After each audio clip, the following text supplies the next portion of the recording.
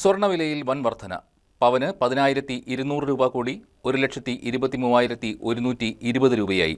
സ്വർണ്ണ ഇറക്കുമതി തീരുവ കേന്ദ്ര സർക്കാർ 6% നിന്നും 15% ഉയർത്തിയതാണ് സ്വർണ്ണവില വർദ്ധിക്കാൻ കാരണം.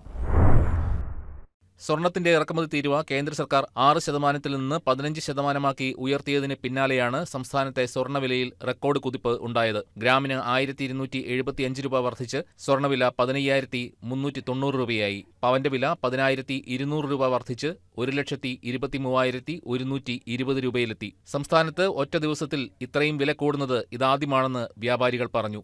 രൂപയുടെ മൂല്യത്തകർച്ച തടയുന്നതിനും വിദേശ നാണ്യ ശേഖരം സംരക്ഷിക്കുന്നതിനുമാണ് സ്വർണം ഇറക്കുമതിക്ക് സർക്കാർ കർശന നിയന്ത്രണം ഏർപ്പെടുത്തിയത്. വെള്ളി ഉൾപ്പെടെയുള്ള മൂല്യം കൂടിയ ലോഹങ്ങളുടെയെല്ലാം തീരുവ സെസ് ഉൾപ്പെടെ 15% അസംസ്കൃത എണ്ണയും സ്വർണവും വാങ്ങുന്നതിനായി വൻതോതിൽ ഡോളർ ചെലവഴിക്കുന്നത് രാജ്യത്തെ വിദേശ നാണ്യ ശേഖരത്തെ ബാധിക്കുന്നുണ്ട്. ഇത് പരിഹരിക്കാനാണ് കേന്ദ്ര സർക്കാരിന്റെ അസാധാരണമായ നീക്കം. സ്വർണം വാങ്ങുന്നത് പരമാവധി കുറയ്ക്കണമെന്ന് പ്രധാനമന്ത്രി നരേന്ദ്രമോദി നേരത്തെ ആഹ്വാനം ചെയ്തിരുന്നു. നിയന്ത്രണം വന്നേക്കുമെന്ന സൂചനയെ തുടർന്ന് കഴിഞ്ഞ ദിവസം സ്വർണം വാങ്ങാൻ അസാധാരണ തിരക്കായിരുന്നു.